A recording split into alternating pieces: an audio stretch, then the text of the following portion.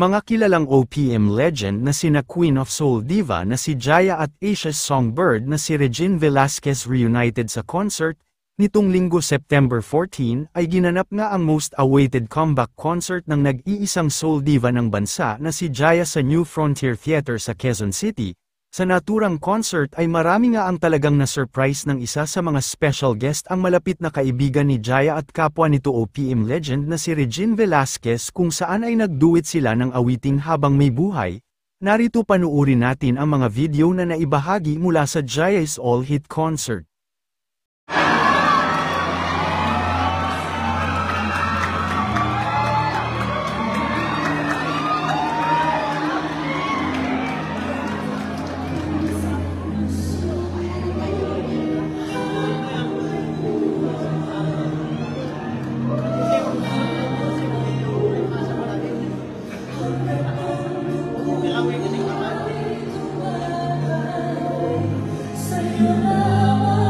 Ayaw mag-sing.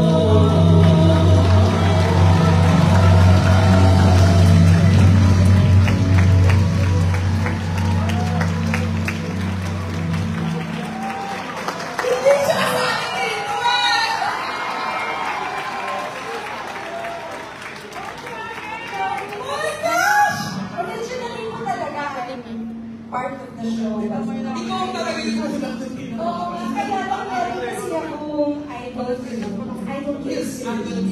Pero kahapon, nalaman ko na maaga pala ako. Sabi ko, Mari, pupunta ako. But thank you. you know how proud I am of you and welcome back. Hindi ka pa rin nagbabago. Pareho pa rin. Pareho pa din ang boses. Pareho pa rin ang best. Black friend anymore. No, I won't be a black friend forever, child. I won't be a black friend. It's gonna always be coffee and cream. You know? Thank you, Ian. You are always wonderful. I've always been amazed with your beautiful voice. And alam niyo, nung una ko nakita si Jaya, sabi ko, sino ito? Sino yung majibin ko? Ang galing, ang gara, parang si Anita Baker, na pinaghalong Beyonce. Sabi! Pero siya lang po kasi yung friend ko na yung parang pababa yung voice niya, pero makatanan to the fire. Nakala ko sabihin ko, siya yung friend ko na maibon. At kulot. Hindi. Ang galing mo pa rin. Ikaw pa rin talaga. Nag-iisa. Maraming salamat po sa inyong lahat sa pagpunta niyo.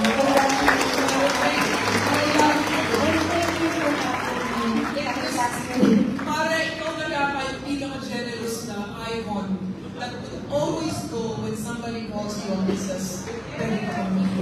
Siya na yung gano'n. Tapos, napakapagal ko kasi bukod sa inidilo ko siya noon, naging kaibigan ko siya, pinagluluto niya pa ako. And she would go above and beyond for me, and I would always fight for you, I will always defend you, and I will always be here as your friend. And I know, dream lang ng iba na mahawakan ka man. Pero ako, you go beyond, and God has gifted me with a friend like you, and this is my biggest blessing. One of my biggest blessings.